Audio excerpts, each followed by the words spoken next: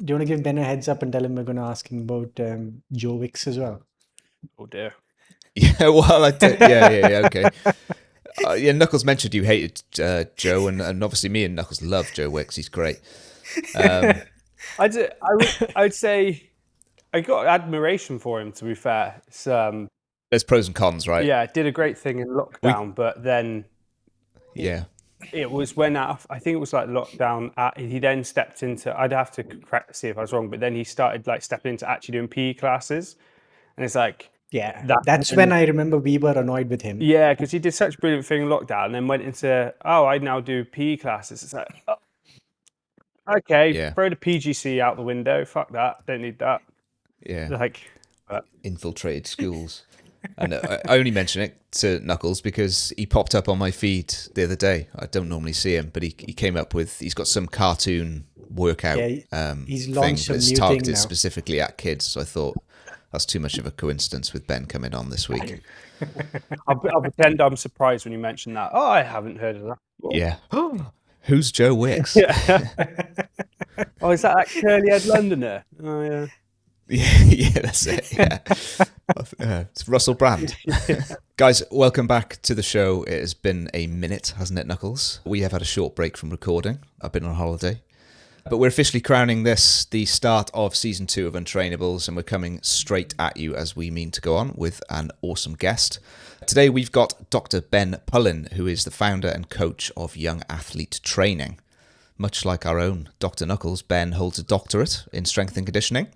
So we've got 2 PhDs and 1 level 3 personal trainer in the chat today. We are absolutely drowning in qualifications. Ben, thanks for coming on, mate. Welcome to the show. How are you? Yeah, good. Thanks. Thanks for having me on.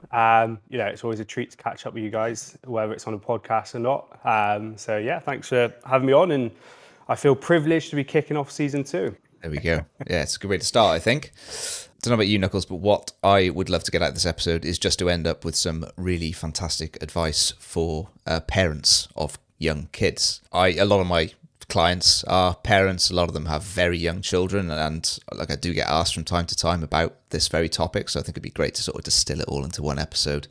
Hopefully, end up with some good advice. But we do want to start with you, Ben. We want to talk a bit about your background, like how the hell did you end up in fitness industry? Because people usually have a pretty interesting, weird story. Yeah. Think you played some rugby? Little bit, badly. Yeah, I wouldn't say I was playing rugby that much. It was. I was that kid, loved sport, but was like late developer.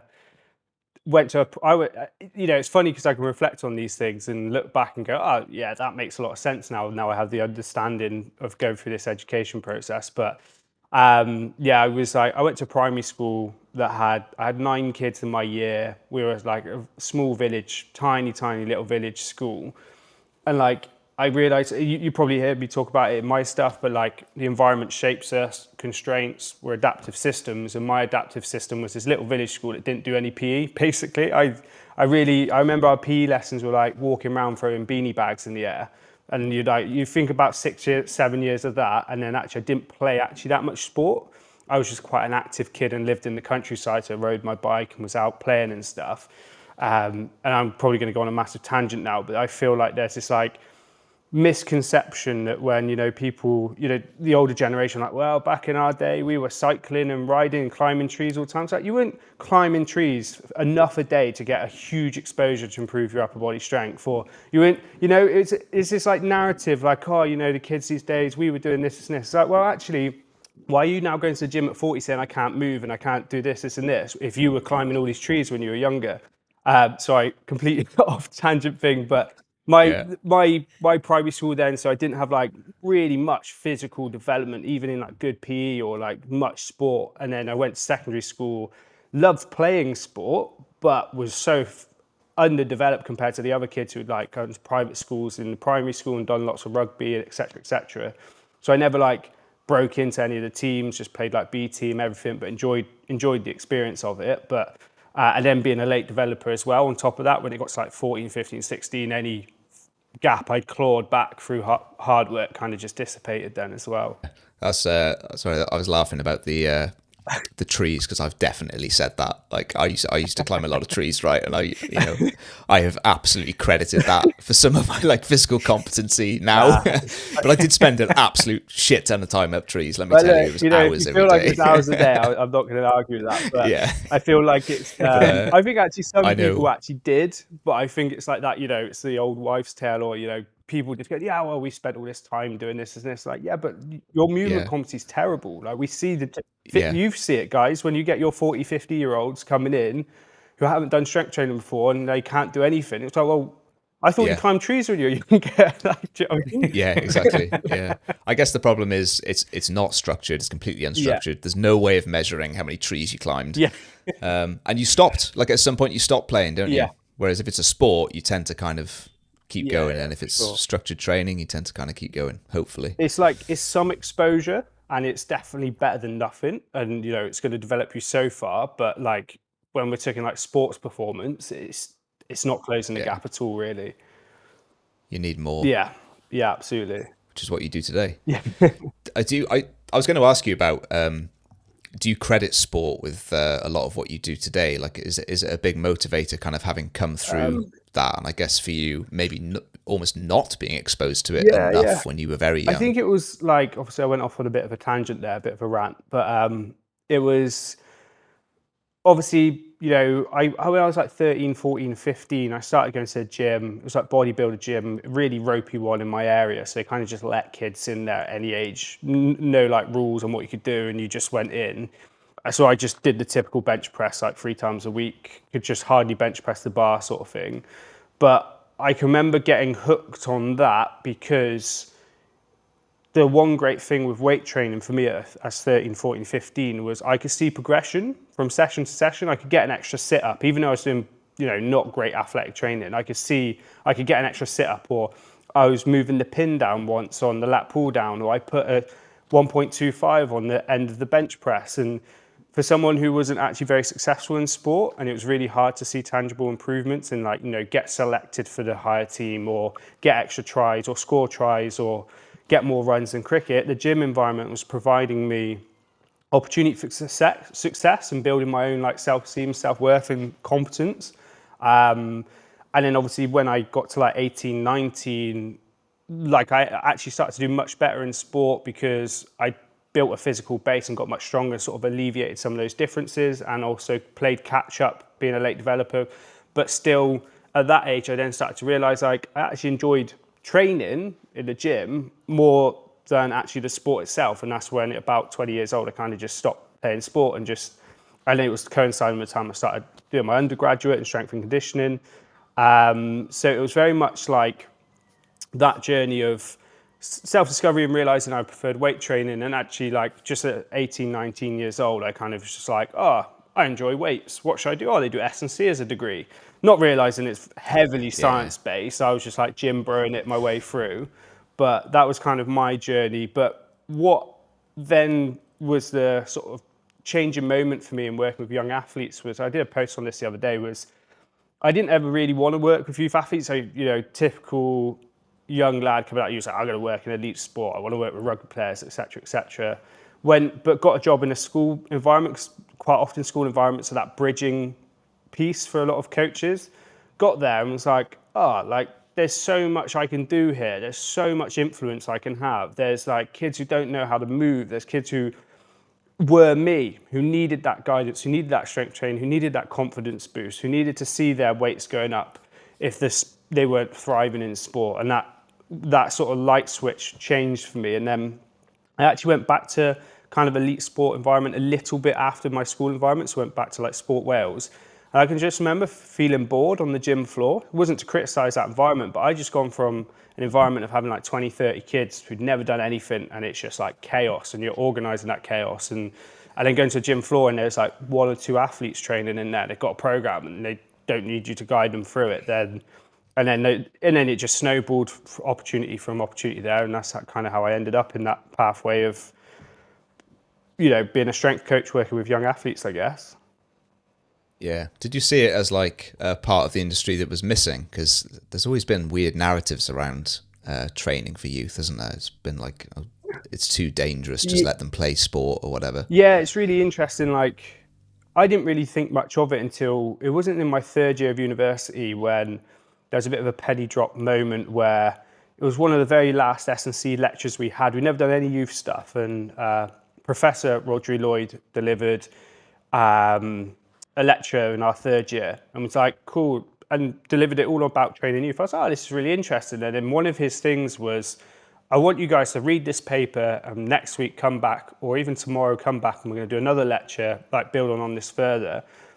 And this is how I was such a terrible undergrad, like such a terrible undergrad. I remember going home and reading his research going, oh, this is what the lecturers do. Like, I had no idea they did research. Like, it took me to the third year to realize that lecturers were like, their main job wasn't actually to babysit us undergrads through getting degrees. It was actually, that's just, they have to do that. They're more, most of them are more inclined for the research side of things. I can remember reading it like, wow, this is impressive. Like, this is really cool. Like, there was just so many bits in it that just resonated with me. And that's kind of when things started to change in my mind in terms of like, it's all about the best training method, and I'd done a lot of weightlifting. So is it the Bulgarian method? Is it this method? Is it that method? Is it triphasic? Is it this, and this? And actually it's like, there's so much more to S&C when we work with kids. And it's very much like, and that's where the light bulb started to change for me and realize, but then actually when I went into the youth space,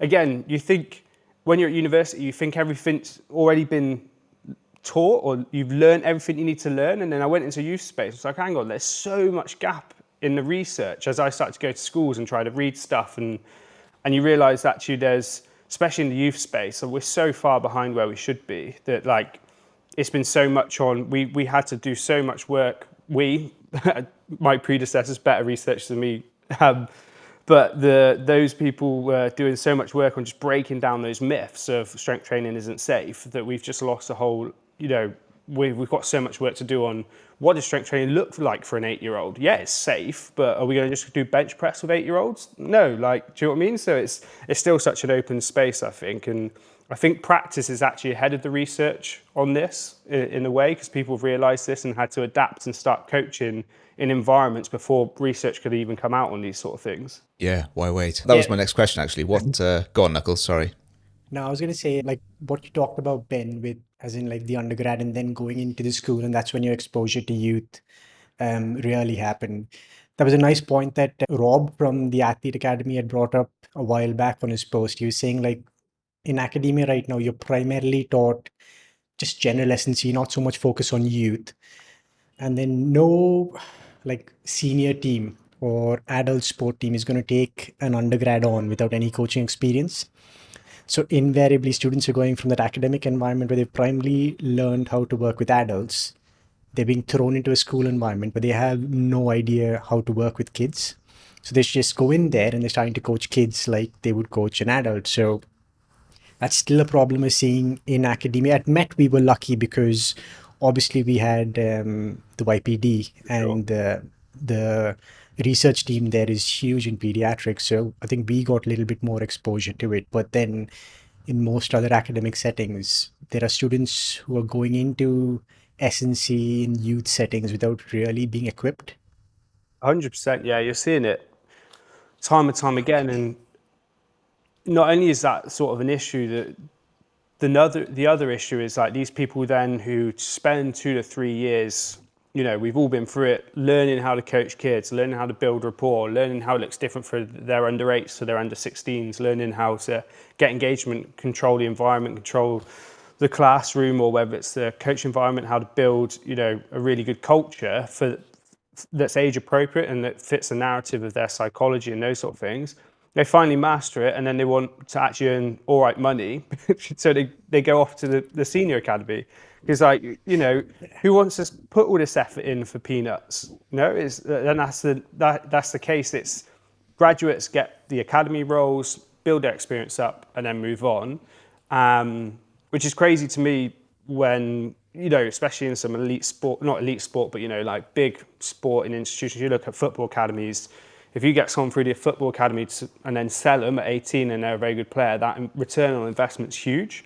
But they're still very much like, no, we'll just get anyone to do that, and it can be such a huge influencing factor on those young athletes' lives. And we have a bit of a system failure at the moment where we're getting under-experienced, under-resourced, under-educated coaches in there by no fault of their own. Like, I commend them for doing it. It's quite brave, and actually they learn so much when they do it. But we'd like those guys to stick around. That's how the narrative changes. If we can, turn around and, academies or whatever it may be, the environment, go, actually, let's pay these guys what they're worth. Not even, we're not asking to be millionaires. We're asking just to maybe be on par with PE teachers. Do you know what I mean? So it's not a big ask. But that's kind of, like you said, Rob's spoke about it quite a lot, and he's quite vocal about it. It's just a negative cycle at the moment, where people come in, they have to learn on the fly, and then they finally grasp it and move on. I could be making it up, but I think there was, I don't know if it was a podcast or what it was, where I heard about like Arsenal's youth academy. They're an academy who's been able to like hold on to good coaches in the youth setting, because I don't, was it Des Ryan who was there running the youth academy? Yeah, it was. Yeah, and he was making sure that the youth coaches were being paid well and taken care of. So they weren't trying to just build like a CV so they could move up. They were staying on and coaching the young kids. Yeah, for sure. And Des was doing some awesome stuff there. And like you said, yeah, he built a really good culture about the standard of work and like the standard of educating the coaches in there as well. So, because those guys stayed around, like people like Des and some of the senior coaches in academy environment, there was such a great pathway to nurture the new guys coming in. So it wasn't a case like what we see in other academies is the new guys, the lead S&C coach in the academy sometimes, or, and they don't have that guidance or, someone who's done it for a while to kind of show them the reins. But yeah, Arsenal were a very, very good example of keeping senior coaches really, engaged in that process and educating those younger coaches coming through. And there's some other academies doing it, of course. Like there's always people doing things really well, and people, academies not doing as good a job, essentially. Yeah, I wanted to talk a little bit about what it actually looks like to train some youth. You mentioned a minute ago briefly about what it looks like to kind of teach an 8-year-old, I suppose, or take an 8-year-old through a S&C session. I've seen you say a few times on social media, which I think puts it quite nicely, kids aren't small adults. I think most people probably know that the training shouldn't look identical. Like we shouldn't be doing cable bicep curls like as our top priority with young children. But maybe take that age range, like, I don't know, 5 to 8. What does it look like to program a session? What are they doing? Before actually, Ben, I'm just going to interrupt both of you. Before we get to what it looks like, can we have like, just because we probably have a lot of parents who still have this idea that maybe it's not safe or they're unsure. Can you tell them, like, give our listeners kind of an understanding of why it's important before we kind of go into like what it tends to look like? Why is it important for kids to like engage in youth S&C, or what we call like neuromuscular training? Yeah. So like, I think it's what I would shift a little bit is when it's the narrative that parents view, like when we say strength training, or as S&C coaches, we know that can look completely different. It can be athletic development. It can be a term that encompasses a lot of different buckets, sort of thing. But what I think is actually a limiting factor is when we say strength training, parents already have this self-perceived thing of what strength training is. It's really easy to see that as pumping iron in the gym, squats, deads, etc., etc., and they all have their place at some point. But I prefer using like the idea of like strength-based activities. So it's an activity of some sort that's going to improve a physical quality. So strength-based activities, or and yeah, obviously there's a bit of flexibility to that because some activities improve power or different qualities, but ultimately they all still improve strength in some form. Like plyometrics are still going to make children stronger and that sort of stuff. So I think if we just can help them see that it's like strength-based activities, that kind of broadens the spectrum of what that could look like. Because a strength-based activity can be monkey bars, it can be climbing wall, it can be gymnastics, it can be these more strength-based sports, or taking those best bits and putting them in a gym environment. So when we then look at like strength-based activities, it can look it can come in many forms, like parkour, go to your local ninja warrior, go to the climbing wall. That's all strength-based activities. And then the other side of it is, and I always try to view it as two things, but they aren't mutually exclusive, but I've got trying to improve strength, so strength-based activities, and then trying to improve movement competency and teaching young athletes athletic movement skills. So like, I have like a parent community for the athletes that I work with, and I did a call on it the other day, and I was just like, guys, what movement skills do you think are innate to young athletes? And it's a typical running, crawling, etc., etc., etc.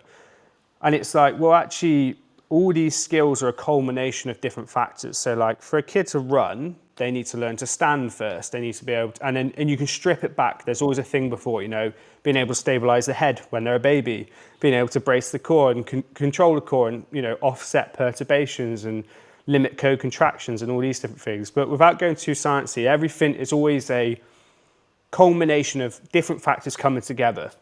So the first time a young athlete or a kid can jump on one leg, they had to be able to jump on two, kind of, if they want to do a hop on one leg. There's always something before it.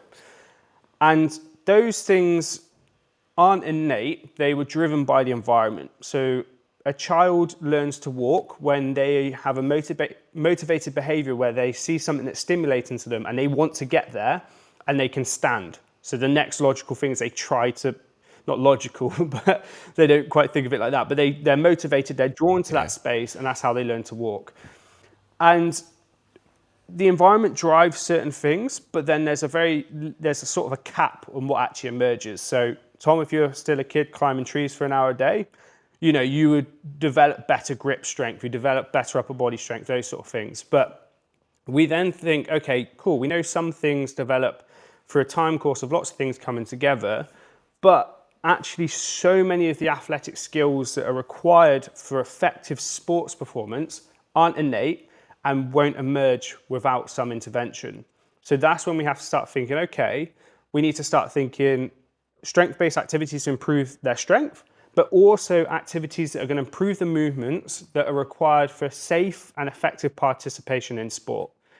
And you might think, well, why do we need athletic development for sports performance? Don't sports take care of itself? Well, actually, when you think of the nature of sport, it's very unhuman. Do you know what I mean? Like, we weren't designed to ride a bike. We weren't designed to throw a baseball 100 pitches in a game. Sorry, I don't know if that's how many throws they do in a game. Baseball. Yeah, I've got no idea. But, I think it's 1,000. we are designed to throw and hang and stuff, but like the exposures that we see in sport are so unnatural. Like the amount of changes in direction. If we look at football and a sport like football or netball, like when in history, human history, were we exposed to that volume of changes of direction? And we know like decelerating is like the most high force neuromuscular demanding thing they could pretty much do.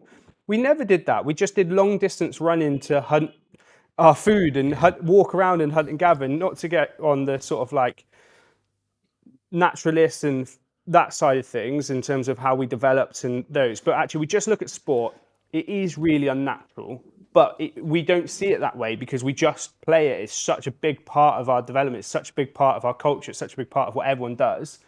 So it's actually going, okay, cool. Sport's great, and it's not damaging or anything like that. It's just all about the load that young athletes have been exposed to. And that's why we see such a high prevalence of overuse injuries, because of those changes of direction, because of the volume of throwing they're doing, because of these different things. And they haven't had that physical development piece. So to circle back and summarize, Nicole, why it's important, it's to the strength-based activities and the movement skill development is to prepare them, give them all those culminating factors to be able to safely and effectively participate in sport. So, in squash, children are lunging repetitively, going down to shots, but then actually can they actually do the key component piece of lunging effectively? So that's why we teach children how to lunge. Or, when a young athlete is needing to accelerate quickly and see lots of triple extension, well, can they control triple extension in a squat? And in that environment, so we're giving them the key pieces, those culminating factors, those culminating movement skills, piecing it together. So one, they can move more effectively in sport, improve their performance, which is brilliant. Who wouldn't want their child to feel more confident? Two, then significantly reduce the risk of injury because we need to prepare the structures for those, high volumes, like I've said, of those unnatural movements, like decelerating rapidly, repeatedly, throwing at high volumes. And then the other thing is just the health benefits. Who wouldn't? Who would disagree with helping children get stronger? From we're seeing secular trends in children that children are getting heavier and comparatively weaker generation on generation. So it's going to help offset that, and strength-based activities improves bone density, longevity like osteoporosis, those sort of things. So I always think of it as this: we're preparing them to move well for sport. We're giving them the skills for their future to be great navigators of their environment and be healthy and active for a long time, and significantly reducing their risk of injury. And when we target those three really important factors, sports performance takes care of itself. The sports performance is a positive byproduct. So I always tell the parents I work with, those are what I'm focusing on, but the process that we do that is the exact same process. It's going to help your child run faster, be more agile, be more powerful, and perform better in sport. So I hope that sort of answered the question in terms of why Oh, mate, it's important for kids. Yeah, parents have got to take that, or whatever you just said, or clip that and run with it. It's so valuable. Yeah. Ben, I just want to pick up on, so you said like these skill sets, they aren't innate. So you're picking up skills also based on like the kind of sport you're playing. So just picking that up and also picking up what you mentioned briefly was overuse injuries. Can you kind of drive home this message of, or rather dispel this whole thing about sport specialization and kind of tell parents, like, because these skills that kids are picking up are based on the sports that they're being exposed to, it's so important for them to do a variety of sports and not focus on just one. Yeah, I don't think it's not too bad here, but like, other countries, so I'm really fortunate, and something that's been amazing is where I've moved into the online space of training young athletes. I'm now working with lots of parents in America, Canada, New Zealand, Australia. So I'm actually seeing a real wide spectrum of cultures and the way like sports viewed and those side of things. And, some countries, specialization is, I think it's wrong of us to always say it's the parent. I actually don't think it's the parent driving specialization. It's a small case of things there are. I've spoken to a few parents who are like, no, our aim is our son wants to be a professional footballer. That's the only thing we're doing. And I've had conversations where like, where does enjoyment come into it? And they're like, oh, we don't care about enjoyment. I'm like, cool, we won't work together. Great. But that's a little side piece. But the sports specialization is actually coming from the way youth sports are set up now, where, especially in places like America, where you'll actually have full-time coaches coaching youth sport, and then they'll have practice every day. So actually, it's not a case of the parent going, you need to specialize so you can be an elite athlete. It's a case of the kid loves the sport, wants to play for the team, and you have to train 5 days a week to do that. And it's something I wrestle with a lot, because who am I to say to a parent, no, your kid needs to drop 2 practices a week, go play another sport, but we know they'll get dropped from the team then. So it's like, actually, we're wrestling with this. So I always say, look, we need to try get as much of exposure as we can. We definitely need to manage overuse and burnout. And then we just need to give them all the skills we possibly can to best prepare them for this, this unfavorable situation. Because ultimately, I'm not going to tell a kid who really loves their sport and loves training 5 days a week and loves playing for their team to stop doing that.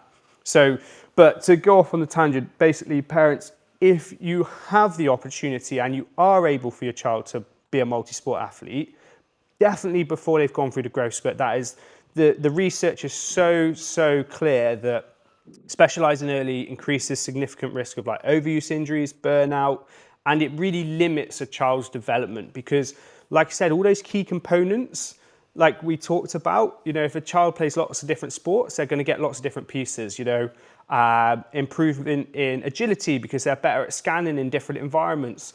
And while they've got high levels of neuroplasticity, while the brain's highly malleable and can reorganize itself a bit better than it can in adulthood, it's just such a good opportunity to be exposed to lots of different things.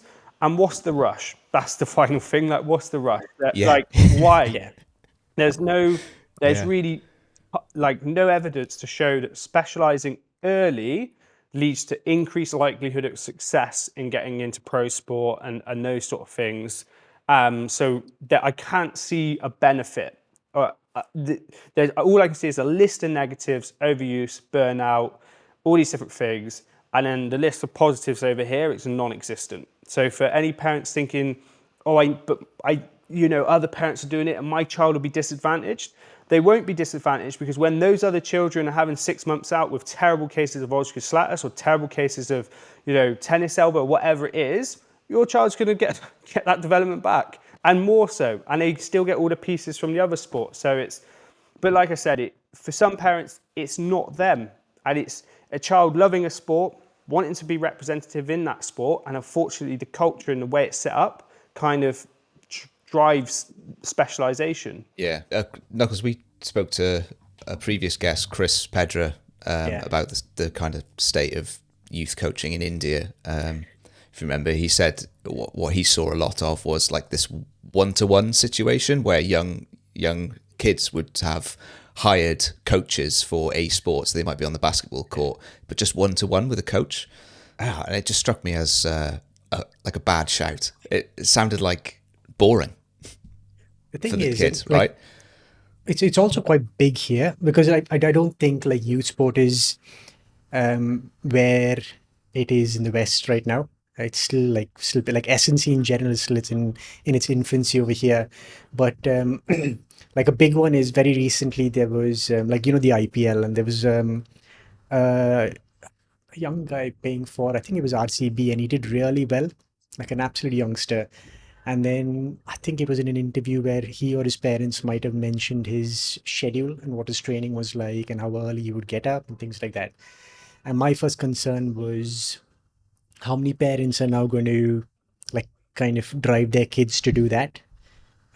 Because like we've seen that in other sports as well, and which Chris Pedra brought up. But you look at Steffi Graf and Andrea Gassi and all them, like as kids, that's all they played and that's all they did. And then you end up losing the love for that sport as well. Yeah, and I think parents would be forgiven as well for thinking that S&C for children might be quite boring, but I know for a fact that having seen Ben's content, it doesn't look boring at all. No. It looks like a massive component of your sessions would be to like keep children, I suppose, entertained, to keep them consistent, right? It can't be the same as like an adult understands the benefits behind exercise, so they don't necessarily need to be having the best time all the time. But this is the different for kids. best thing. Like when we were at Met, and we were going through like some of the youth modules, like what you'll actually find is like it's not just kids. Like when you use some of the games or the gamifying of training with adults, you also get a lot of buy-in from adults, because they have fun and there's competition, and that social aspect is there to it. So even train, like you can apply a lot of the stuff that's done with the kids to adults as well. Absolutely. How do you go about keeping it entertaining, Ben? That's a good question. Like, what is fun? Yeah. What is fun? It's not a bugbear of mine or anything, but I get a little bit frustrated, and it's no one's fault other than mine because my messaging is not clear. But like when, and I guess it's hard to show this, but like sometimes like people reach out like, this is fun. Can we, oh, I want my child to try this because it's fun. And that's great. Like that's awesome. But at the same time, it's like the reason I make things engaging, well, two reasons. The one reason I first made things engaging was because I was forced to, because I was working in a school in a socially deprived area, and I just had to try get the attention of these kids to engage in strength training. Otherwise, my PhD research would look terrible. So that was my first, like, had to really think outside the box moment. The second time was then from a more positive space, when I then opened my own facility and I had so much flexibility on what we did. Two things. One, I wanted to make the training, those strength-based activities, as fun as possible. So in my gym, we had a climbing wall, we had monkey bars, we had gymnastics equipment, all in this small space. And then we did strength training, teaching them how to move in strength-based activities. But on the other piece, like my business would fail if people didn't want to come back. If 8, 9, 10-year-olds didn't want to come back to training, I would, wouldn't be able to pay the facility overheads, and, I wouldn't be able to pay my rent and mortgage at home, So there's always like a constraint acting on me coming to an outcome, essentially. But the main thing now when I work with children remotely online, and I tell parents this and I hammer it home, and they're really clear on this message, and I should be clear on my own social media with this, it's consistency is everything. That is the number one metric. If we don't have consistency, nothing will change. Like, you can hardly, I always see like a child's development as like a river flowing. So like, if there's a river flowing and you throw a rock in there, like that's one training session, you throw a rock in a river, boom, little ripple, nothing happens, right?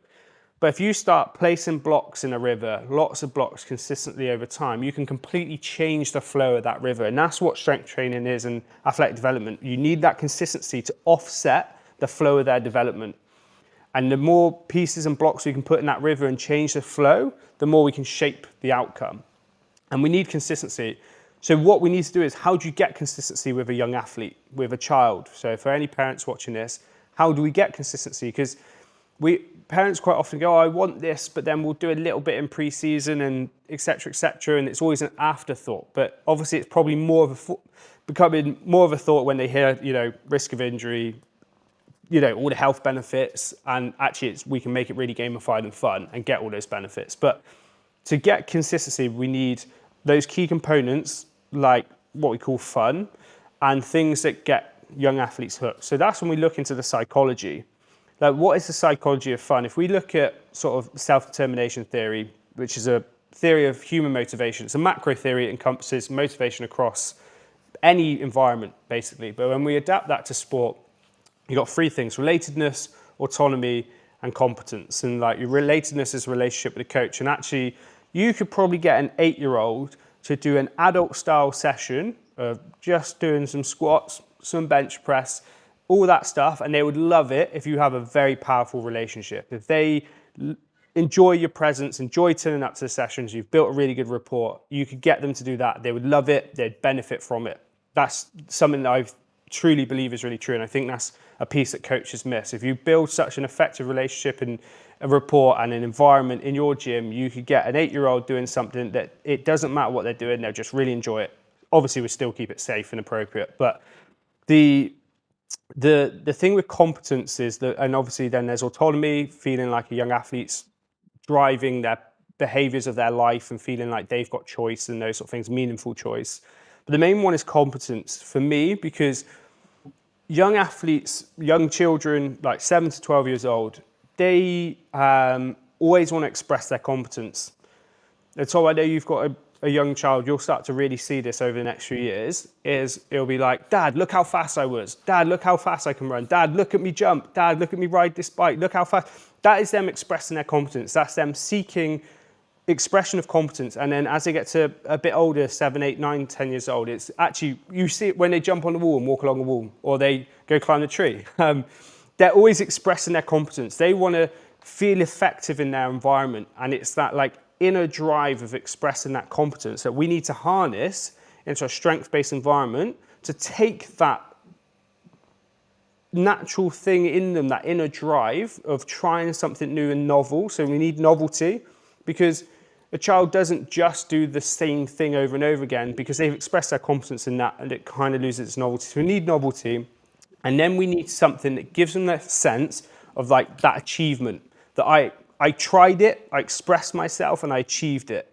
And that's what like competence is. And if we can target that, that's how we get that fun element, that feeling of fun. Because that's why kids play sport. When they score a goal, they feel competent, they feel great about themselves. And then the parent feedback from that as well. So we harness that in strength, and that's what challenges are set up to do. So whilst people externally might look at my challenge and go, cool, that's fun, my thought process is, yeah, they are fun, but we're trying to hook children on that process of challenging their competency and allowing them to express themselves and getting hooked on that experience. Because if once we've got them hooked and they turn up every session and do it, consistency happens and consistency drives change. And so it's about having challenges where it might be, okay, how many out of 10 can you get? That shaped the narrative of, I'm trying to see how well I can do in this. Or how far did you jump? can you get to level 5? This is how far you can jump. Or, okay, I'm going to give you 60 seconds to see if you can survive without dropping a tennis ball in this challenge.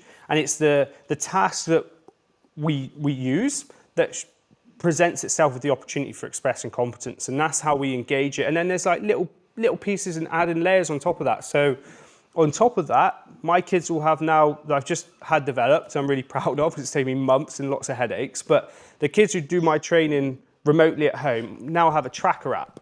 So every time they fill in a session, they build up their strength score. So they go up the levels, and we have like a leaderboard now. We don't have their names in, so they can like stay anonymous, so they don't feel too comparative, but they can see where they are on the leaderboard of every time they fill in a session, they get experience levels, they build up, and each level's harder to unlock. So the more sessions and the more time they do their at-home tests and the more time they do fill out their sessions, their experience level goes up. And then their consistency score, we have a consistency score leaderboard.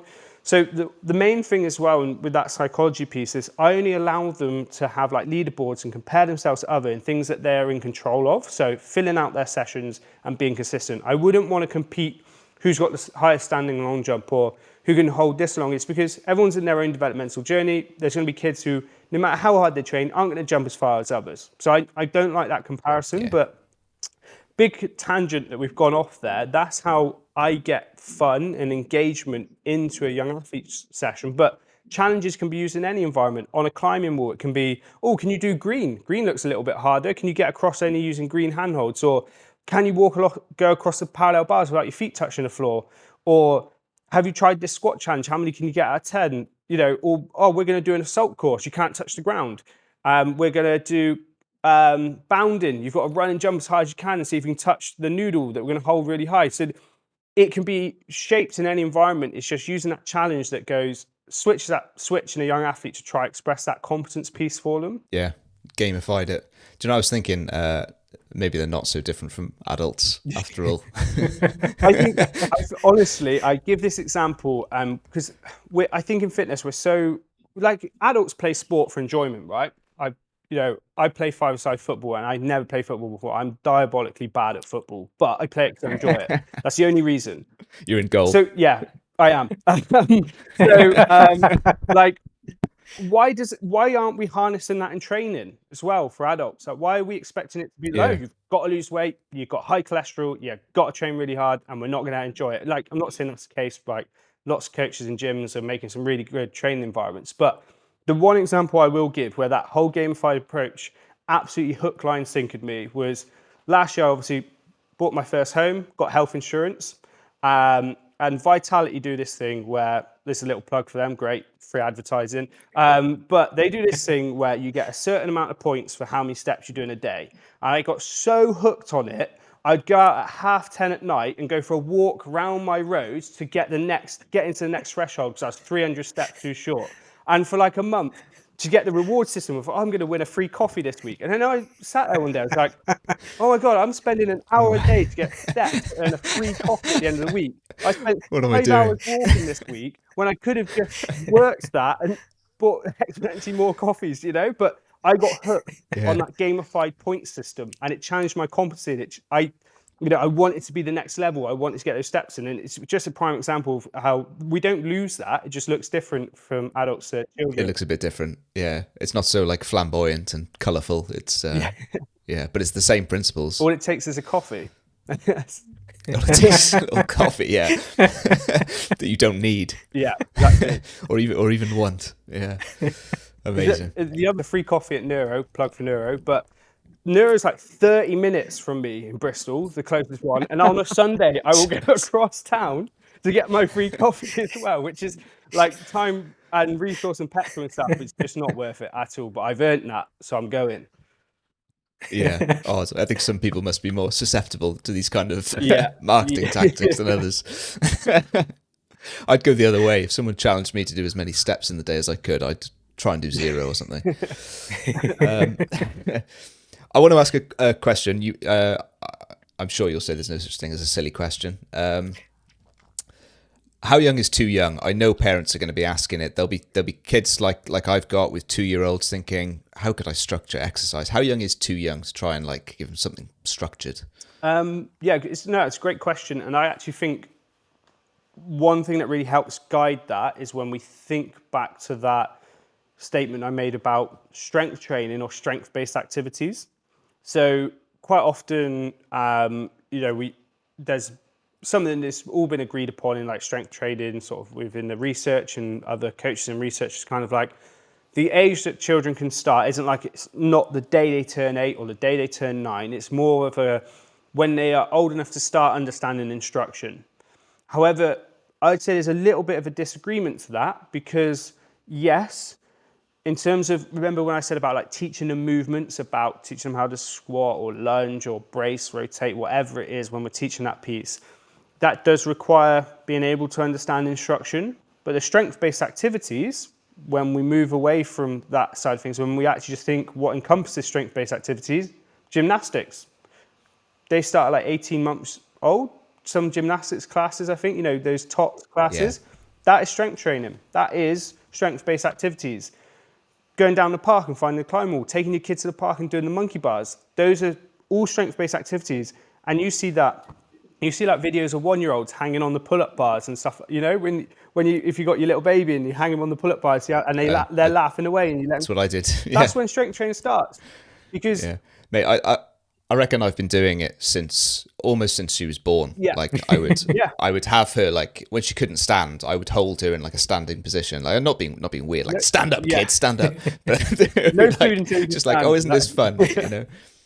Not on purpose either. Just I've found myself doing that because it's my default. You're aiding their development, and it's like, and this is the other thing, right? So you said, have you had your daughter, right, hanging from a bar and doing that sort of stuff?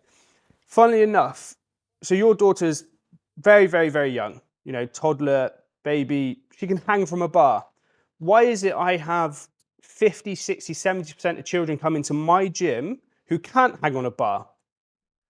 Wouldn't you think actually if skills were innate that would develop? And actually it's gone the wrong way because the environment didn't shape that development. Because they didn't have the opportunity to hang on the bar, they lost that strength quality. Their weight to strength ratio declined.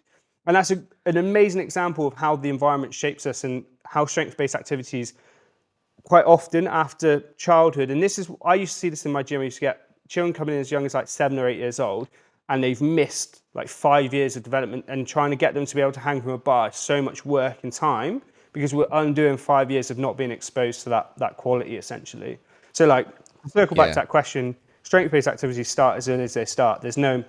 But when it comes to like some form of structure and learning athletic movement skills, it's more of a case of like when they can understand the structure. But you can take them to Ninja Warrior or trampoline park or, all those things from such a young age. That's a strength-based activity. Yeah.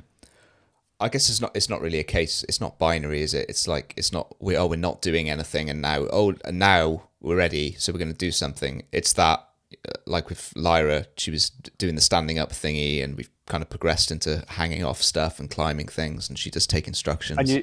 It's like, what's the next thing? What's like, because they'll grow. Oh my God, every day they grow. Yeah. It's and how do we expand it? What you just said there was that perfect piece of you get to the point where you've got that culminating factor, and then you put in the next one, and you're adding in the next one, and that's the journey of what are they ready for? Athletic development right there. Yeah, and it's also this thing I know, like when the faculty I've met used to talk to us, and we presented on like youth S&C as well. This whole thing around like, can they start like strength training when they're 16 or 18? There's no there's no this sort of how young can they start. There's nothing magical that happens at midnight on their 18th birthday where suddenly, okay, now you can go into the weights room and start lifting weights. Yeah. The growth plates, they consolidate. Yeah, you finish your 8th lap of the sun, suddenly you are safe. You are safe to lift weights. You evolve like a Pokemon, isn't it? Yeah, people are weird. It's the same, isn't it? It's the same as going from a 60 kilo bench press to a 65 kilo bench press. At some point, they'll go from zero external load to a little bit. Yeah, exactly. Yeah, there's no difference. It's just where on the scale. Yeah. What did you mention a minute ago about you've got some kids who have never hung off anything, and now you're like it's hard to teach them. I think there probably will be parents who listen to this, whose kids are like, maybe 6 to 8 years old, and they haven't really thought about any kind of fitness before, maybe some sport, where is a good place to start? Because like they'll probably feel like, oh, we're too late, but probably they feel about their own fitness. I'm too late now. I assume the answer is you're not too late. What was the saying? The first best time was to start was a few years ago. The second best time to start today, sort of thing. I think the one little bit of advice I would give to parents is, I think there's a bit of, and it's always comes from a good place. All these things I mentioned, they always come from a good place. It's just a bit of understanding. It's hard to know this stuff, Yeah. but I think let's say, I'll give an example. We'll use the pull up and hanging example. The example would be, say you've listened to this and you're a parent listening to this and you've gone, oh, my 7-year-old hasn't been hanging and I don't know if they can hold their weight anymore. I'll buy a pull up bar. Buying the piece of equipment doesn't lead to the outcome. Yes, it changes the environment, but parental involvement is the biggest driver of physically active behavior. So if you just put a pull up bar in their room and go, I've got you that, good luck. There is some kids that will use it, but it's the involvement piece. Like parental involvement, I say it over and over again, it's the biggest driver of physically active behaviors in young children. So it's not just buying a piece of equipment and hoping that's a solution. It's buying a bit of equipment and then having a process. And it doesn't need to be, okay, we're doing sets and reps of this, this, and this. It can be, we're going to do a daily challenge every day after dinner. We have a little competition, we play a little game, and we have these different hang challenges of can they do the tennis ball or can they do a balloon thing, and make it a habit. But you need to be involved in that habit for it to, like obviously when they get a bit older, you can take them to a gym environment or classes, youth S&C classes, and you don't need to be that much of but still, even that you have a huge part of it because, if you're a parent and then when you drop them off and you're excited and you take them like, oh, this is a part of what you do each week when you take them to their class, and then when they get out, like, oh, what did you do today? Did you do squats? Did you do this? Did your weight improve? How did it make you feel? Did you enjoy that? That's so cool. In terms of, or just dropping them off, picking them up, there's still that involvement, and it just looks different at different stages. But yeah, just to circle back, the biggest thing I see, and there's a lot of parents I speak to who actually start training with me, like, oh yeah, we bought Blaze pods and we bought agility ladders, and I'm like, did their agility improve? Not really. Because it's not the equipment that drives, it's the coaching, or it's the habit, or it's it's the engagement piece of how they engage in that. Like most of my training, most of my athletes the only equipment we have is tennis ball cones, a yoga block. And we've got kids who are now like 3 blocks in, progressing to like single leg squat variations and all these different things, because it's the narrative, the way we frame it, the engagement piece, the competence, the challenge, the engagement with your child, just making it enjoyable, doing it with them, making it a fun thing that you do after dinner once, or seeing each day we got a daily challenge. It's that the habit or the way we shape it. It's not the pull-up bar that leads to, okay, we buy one, things get better sort of thing. Yeah. Just on the parents, obviously, they are quite obviously a massive part of it. Do you see it as important for the parents themselves to kind of demonstrate a commitment to their own fitness and I suppose physical development? Yeah, absolutely. Obviously, I've got a lot of kids who have been training, training remotely it's quite unique, right? Young athletes following along to pre-recorded training sessions that they can follow along to at home that I've recorded for them. Obviously, I've got hundreds of these sessions recorded because we do novel stuff every time, but we still have the consistency of doing mobility, plyometric power, lower body strength, etc., etc. But the parents are getting amazing results and doing it consistently. I got a handful of them. It's, and actually this isn't the exact case, but I've got some parents who will wake up in the morning and mum or dad will do their gym session in their garage gym whilst their kid is doing their session, following along to my stuff. And that's like the huge piece there, and that works for them. Or we've got, that's so cool. Some parents obviously aren't as, don't have a home gym and stuff, but they're willing to put the session on and sit there for 45 minutes and, give their child feedback and support them through it. And then, I've had a handful of cases of parents, kids who didn't do the programming and didn't follow along. And when I speak to the parent, I'm like, why is it not going along? It's like, well, I've been really, really busy with work, so I had to leave them to put it on and do it. And but I'm not going to make a 10-year-old force them to do something that they didn't want to do. I'm like, no, it's not that they didn't want to do it. Because actually, I've even said like, oh, but did they enjoy the session when they do it? Yeah, they enjoyed it when they did it. But he's just like, I've been really busy and they're just not doing it. And, I don't want to force a 10-year-old to do it. And I'm really busy, but it's got to be off their own back. It's like, no, they're 10. It doesn't need to be off their own back. They don't need to be like, I'm only training if I want to. It's actually supporting them through it, nurturing them through it. Like, cool. Like if you say I'm too, like what does it say to a young athlete if you're like, I'm too busy to sit down for 45 minutes with you and do this? Like they see that. Obviously they're not going to be motivated. They're paying attention. Yeah, even if they look like they're not. That energy echoes, right? That radiates. And it's not that you have to, you're a parent, you can be reading a book or doing a couple of emails and still be engaged in it.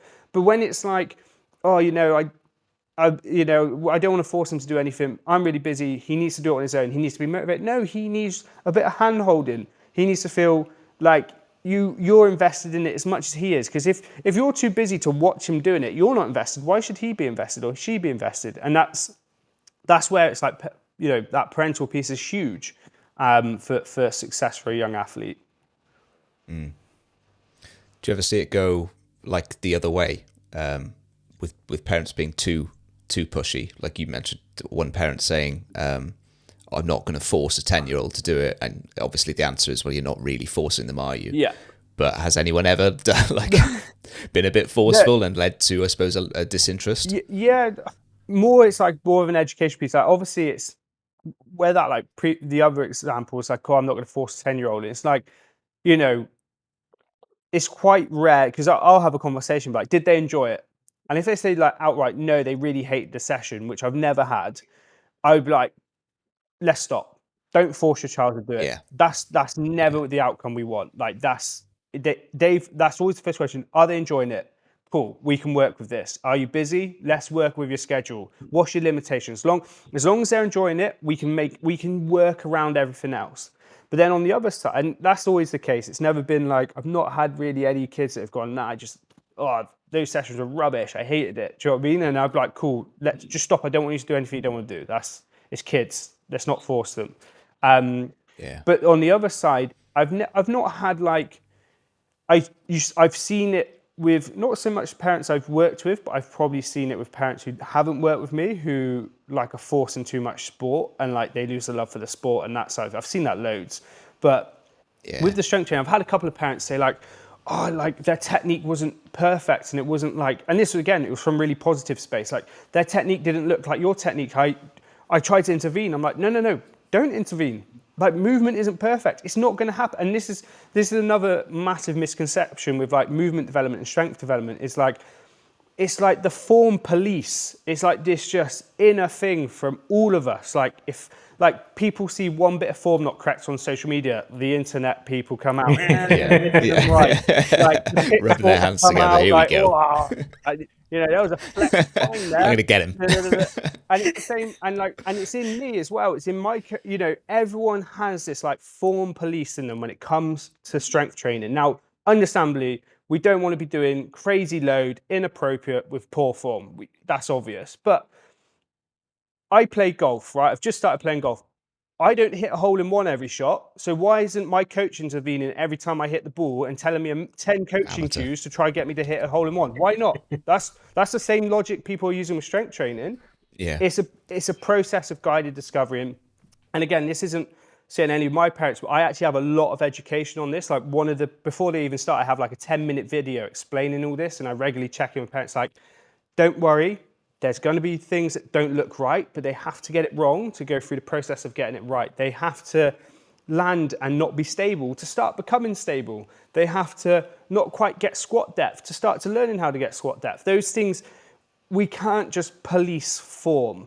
We just need to make sure we set it up in an environment that gives them opportunity for progression and takes them on that pathway. So it's never a case, I've not had parents like push it too far the other way, but the big one is they're like, where do we intervene? It's like, don't worry.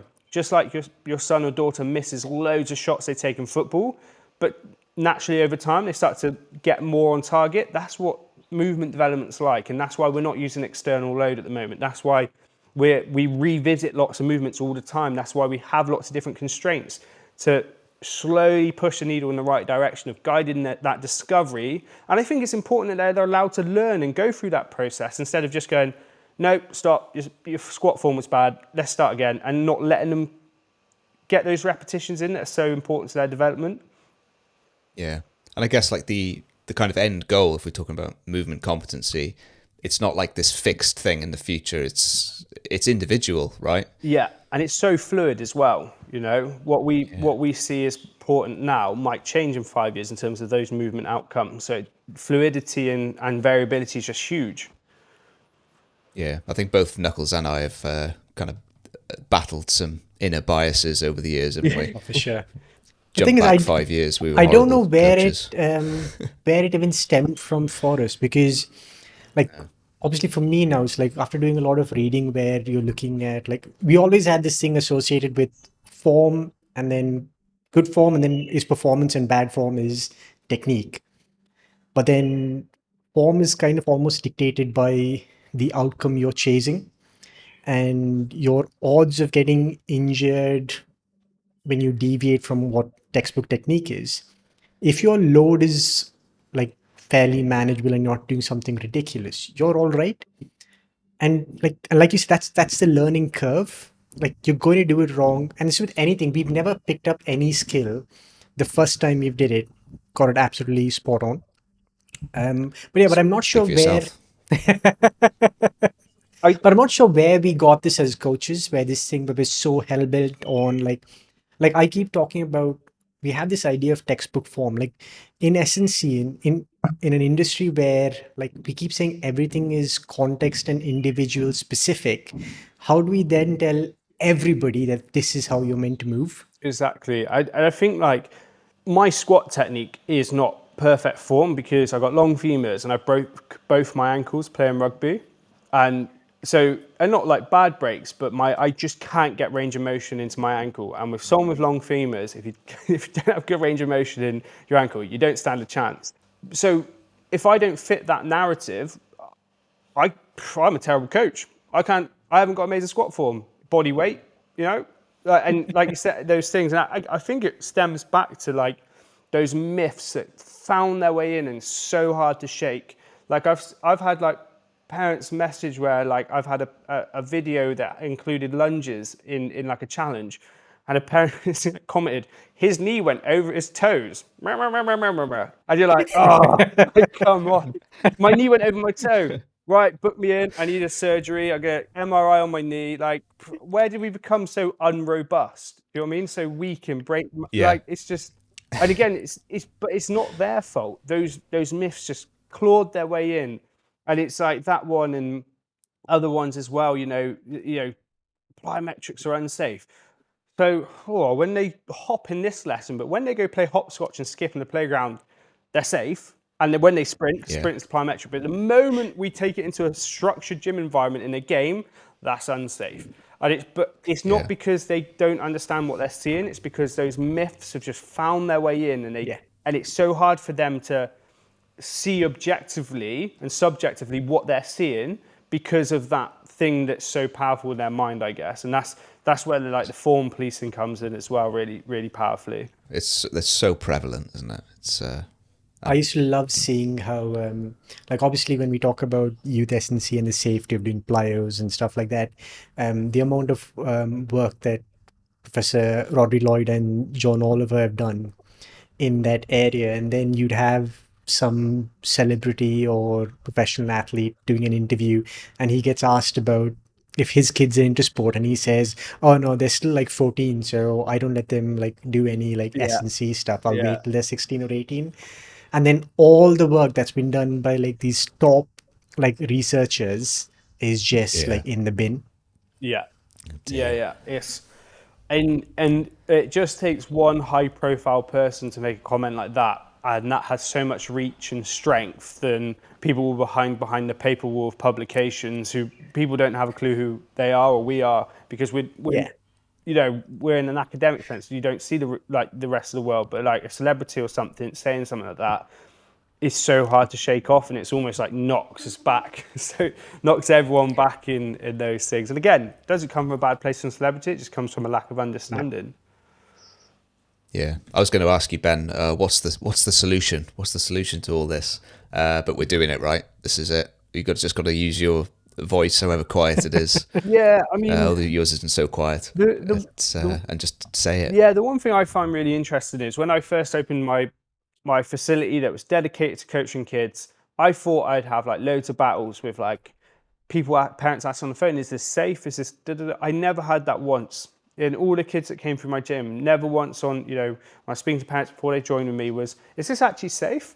And I think it's because the narrative has changed, because I think parents see like they're playing sport and they see, because I think so many parents have had like some of their children have overuse injuries and go through sport and pick up injuries that they're going, actually, we need to prepare them for this. And that is why so many parents reach out to me, is approaching the teenage years, and I've seen so many kids in our local club, getting injuries in the teenage years, and I think that's where the narrative's changing, because we're seeing, but the change that needs to come is we still need a better understanding of what youth S&C looks like. What does it look like for an 8-year-old? Because yeah, like I said, if you have a brilliant relationship with them, some of them will just do your standard, come in and do a full S&C session that's scaled back, that could be an adult one for an adult who's never trained before. But for 80%, like, why would we do that? Just because a kid can write, I'm not going to get them to sit down and write essays. And that's the example I give, because a kid can do math. We're not just going to get them to do algebra for hours of a day, or because a kid can write, we don't just sit them down and do essays. And that's very much where we're at, I think, with USSC. It's safe. Let's just do adult training. Yeah, I think that's where that's where we haven't caught up with other stuff. Yeah, sounds like you're Ben, making a pretty good guess. I know like a lot of stuff we've been talking about now has been like parents or related to parents and helping their kids. But what you said now about kids coming in or like parents realizing it's safe that for kids to engage in youth S&C, but then coaches need to be better equipped to kind of deal with that, or like to work with kids. I know we'd spoken a while back and you were coming out with a resource for coaches. Is that still happening, or? Yeah, absolutely. It's something in the future. I haven't started putting it together. I do think about it quite a lot. Like, I get a lot of coaches reach out saying, hey, I love your ideas. Do you have like a resource that just shows us your ideas? And I'm like, no, because I don't think it's about having a catalogue of exercises you can copy from someone else, because as soon as you understand competence and relatedness and a child's psychology, and you can be a bit creative and see other people's ideas, you can create your own. But if you have a catalogue, it's so hard to progress and regress or shape the narrative or set up the challenge, because you don't understand how children engage and that side of things. So I'm absolutely going to release a coaching course, and I get reached out all the time, like, oh, do you have a YouTube channel of all these different ideas? And I'm like, no, but I will release a coaching course. And my thought process is teaching people to understand the thought processes behind it, so that they can feel confident in understanding how to shape things in a child environment. And, the challenges and the engagement piece is the last piece of the puzzle. It's the way of thinking that I want other coaches to have to help them in their environment. Because if you have a catalogue, but then all the kids start misbehaving, we throw that out the window. Or, or if you have a catalogue, but the kids are like, well, we did this last week, this isn't fun anymore. Well, how do you progress it? Or what do you say to re-engage them? And then also just understanding the physiology of children and how they adapt differently at different stages of maturation is an important piece to align in those things. So that's definitely the future. I think I'd like to start putting that together by the new year and hopefully have something for next year. And I think I'm probably going to do it in have a all-encompassing course, but do it module by module. So definitely the psychology is the first one I will do, because I think that's the biggest piece that other coaches are looking for, is like, I'm working with kids, but I'd like to know this bit, and so I'll probably make a psychology module, then a physiology module, then a game, like how to actually incorporate that into challenges, and then release a course that includes all of it, but just put a module out, module by module, as I sort of create it. I think that's something actually which I'm still struggling to kind of get that point across with some of the younger coaches now is like similar to what you said, where if you like not to start getting hung up on methodologies or exercises or like whatever stuff like that. Like if you can understand like the fundamentals, the principles, what's the outcome you want, and then based on any contest, like you said, even if the kids decide, oh, we're too bored, or like in one of the settings where you'd worked in the schools where the kids just are like suddenly become really unruly, like if you understand what the outcome of the session was meant to be based on the situation you're in, it's just easy to adapt rather than getting hung up on something specific. Yeah, absolutely. And that's where you can control the environment. It's all about being confident that you can deviate from the plan. I know this sounds bad, but like it got to the point. Obviously, there was some stuff that was periodized within, like, okay, I need to have a hang challenge, a core challenge. We're going to do this bit, teach this bit. But quite often for some young athletes I coach now, I generally won't plan the session. I'll come in, ask them how their week's going. What have you done today? Okay. But I already have such a predetermined idea of the way they answer those questions is what I'm going to do. So I'm not going to stick to, like, as they get older, the 14, 15, 16-year-olds, we have a structured plan. We're achieving those periodization strategies. But when the 11-year-old who's been dealing with severs comes in, having fluctuation in their severs, having, coming to the end of the school term, having real long day trips out and stuff, those first few questions I ask are what will drive, okay, cool, I have an idea, I've got some challenge in my idea, I've got some ideas of new stuff I'd like to try with him today, some ideas of some banker stuff we can use, and some ideas if he comes in exhausted and has a flare up of severs.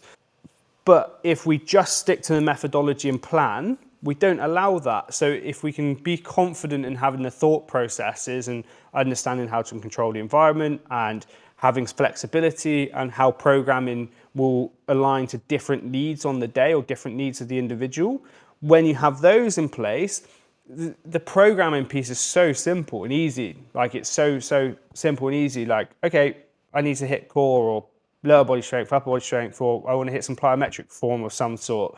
And when we can have everything behind the scenes, but I think everyone does it the other way around of, here's my plan, we'll come in and deliver it. But children don't let you stick to plans. That's sort of what your kids are, especially if you've got a large group of them in a PE setting, your plan will not work. Like that's what I've learned. Yeah, the only Oh, exposure good. I got to that was when we were collecting some of the data for your PhD. Oh, There's a couple of times I came down. you saved my skin quite a few times. But you got to see the level of like Yeah. chaos, like absolute chaos that we were. And the thing is, I had to make something work in the chaos, and that's where I had to learn about the challenges or the engagement or the psychology or managing the space and those things. And that's where my plans did not work at all.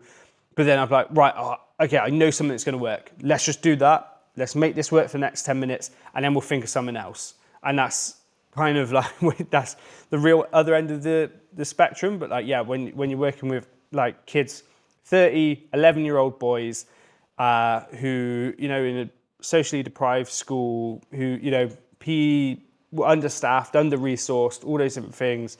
And, it's so different to your elite sport environment where you've got your academy kids who are there because they want to be professional footballers at 15 years old. Yeah.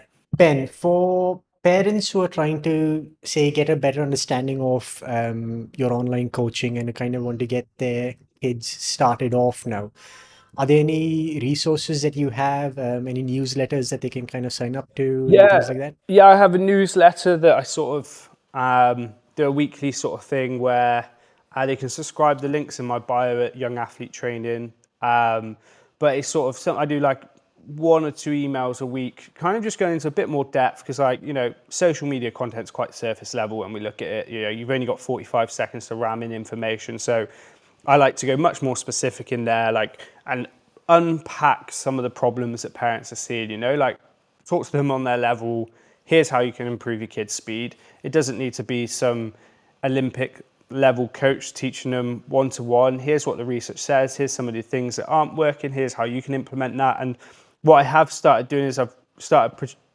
posting more long format content to YouTube that I'm really enjoying, because it doesn't need to be as flashy and great hooks and, you know, all the stuff you have to do on social media and Instagram to grab people's attention. Now on YouTube, it's like for people who have that attention and want to go find that information and want to watch a 9-minute video and really break things down and build their understanding, that's there. And in the newsletter now, quite a lot of the time I'll send a newsletter out on a subject and then put the tag, like put a link to a YouTube video that I've actually made on the subject that goes into even more depth. So I'm really enjoying that piece now, where I'm just kind of moving it. I still obviously do Instagram and stuff, but I'm really going to the stuff I enjoy. It's like just picking a topic, going into depth, really helping parents, trying to get a lot more information, answer their questions, and that's where I'm using like the newsletter and YouTube as well for that on that front.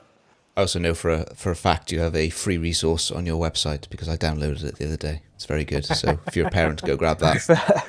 I'm not sure which one that is. Is there? Oh, hold on. There's so many on some of the posts I tag, but like sometimes I've even got to a point where I forgot that I've actually made social media content. Like I've actually gone into my phone like, oh, I spent a day making that. I never even posted it. I forgot it even existed, and I have to watch and remind myself what I even made it about. I don't even know what I'm talking about. It's so yeah. So this is example strength training structure for a child athlete. Yeah. So yeah, I'm enjoying it. I sort of just updated that one. I'm actually going to put that on.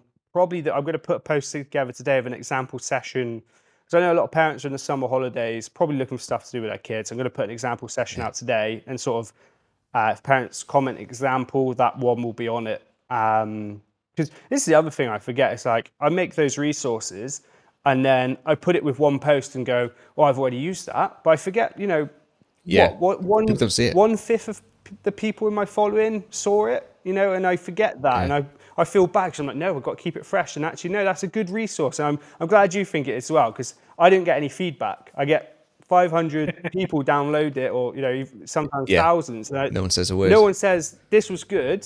So I'm like, and then I get apprehensive about sharing it, and it's like, you know, imposter syndrome where I shouldn't, because I know it probably is good. I hope it's good, but so. Yeah, it is. I haven't quite finished it yet, but it's been helpful so far. So and have you got any conferences lined up, Ben? Presenting at any conferences? Your last one, was it in New Zealand? Last one was New Zealand. I haven't got any in the pipeline because I'm really keen to explore hosting my own workshops and conferences going forward. I absolutely loved New Zealand. It was great because obviously I knew Craig out there, and he kind of gave me a free rein. I like delivered the whole practical in that afternoon. So I had like 2 hours to deliver a practice like 100 people, and it was awesome. But then I was like, God, imagine what we could achieve if I had the whole day. You know, like it was still such surface level stuff in 2 hours. And I had a bit of help. Someone did a bit of speed stuff in there as well. So I'd love to like get a big sports hall, take some of the equipment I need, and like deliver to a room full of open-minded, keen practitioners, and actually like spend a whole day going through all the challenges, but having enough time to talk to them about why we do a challenge, how we're shaping the intent of a young athlete, how we're shaping the intent, how we're shaping the psychology, how we're setting up the narrative of the challenge, not just like, here's a challenge, here's another one, here's another one, here's another one, like educate them through the day. And so I'm trying to do that, but spinning a lot of plates at the moment. So I think like why I'd like to do that is because I'd love to film a workshop a whole day and then take that information and use it for like the online course, so I can share that with people who aren't there. That's kind of my thought process with that, but it requires admin, and I'm very busy with all the parents that I'm working with at the moment. So I'm like, because I'm still building out programs. So I've been filming training sessions for 15 months now, and I'm still building out tail end programs for those who've been with me for over a year now. I'm still creating new programs. But I think I'll probably be finished filming training in about 6 months' time, because I'll then have so many, like, I think I'll have like 100 lower body training videos, 100 upper body training videos, and then I can mix and match when they need to revisit some of the challenges. And so I'm probably a couple of months away from having that all finished, and then I can breathe, because it takes like a whole day to plan sessions, film 5 training videos, edit, upload, make sure everything's working, take the mistakes out where I was picking my nose or whatever halfway through the session, and then edit, upload, get that all up. And then, so once I've done that, that's when I get a bit of breathing space, more YouTube content, actually more in-person coaching. I'd like to do a little bit more. I've stripped it right back, but I'd like to at least do like 1 a day with some really motivated young athletes. Like, I've just taken on an athlete who trained with me the day I opened my gym to the day I then closed my previous facility. He was one of the only, I think like 1 of 3 who did the whole thing.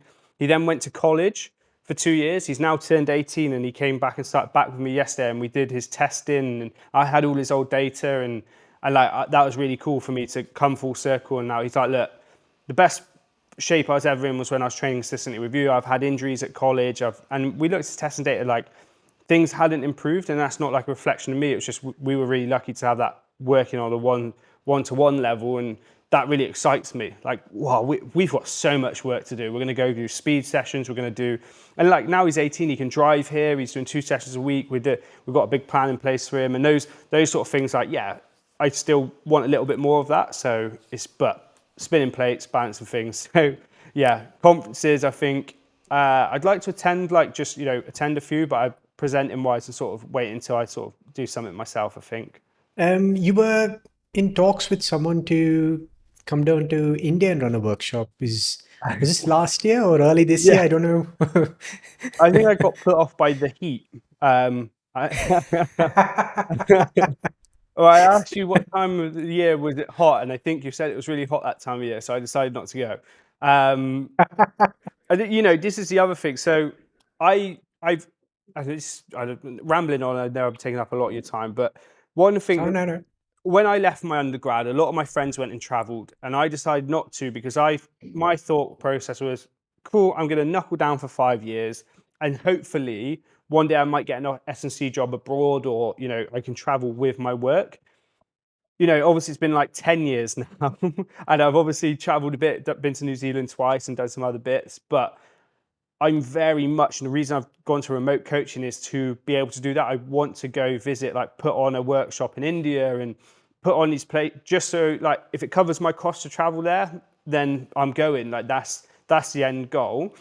But the one thing holding me back is having to constantly film these training sessions for those people in my programs at the moment. So even though I'm a remote coach, I'm still tied down by that time commitment.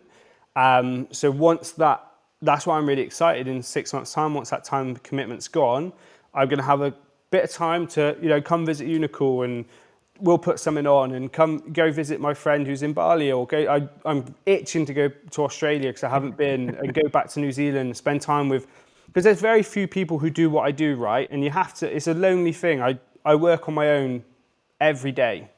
In a business on my own, work on my own. I don't see people day to day, and I want to be around other coaches that share the same values and can teach me things and educate me, and that's sort of what I'm working towards. So Nicole, there's definitely a trip on the cards. As soon as I'm not having to finish film training sessions, I'm out there. Just tell me when it's the coldest time of year, and I There will is no pay the cold time. electricity bill to have the aircon on the whole time. You're actually, you know what? It's been fairly good right now. Like October, November, December, you're sorted. You'll handle that. You got a jumper on, mate. Yeah. This is how bad I am at dealing with the heat. I'm in the British summertime, and I've bought an aircon unit here, like in my gym, because I cannot deal with heat, especially when I'm filming training sessions. Like I think it's the Viking genetics in me, or something. I was designed for the cold. I'm with you. Should we wrap that up, boys? Yeah, Yes. sounds good. Ben, we'll put you in the caption where people can actually go and find you. Awesome. But thank you so much for coming on. That was extremely valuable. I'm going to be sending that to every parent I know. So yeah, Awesome. Thanks for coming on. Good chat. Yeah, Thanks, Ben. Appreciate your time, and great to jump on with you lads. Good chat. Nice one.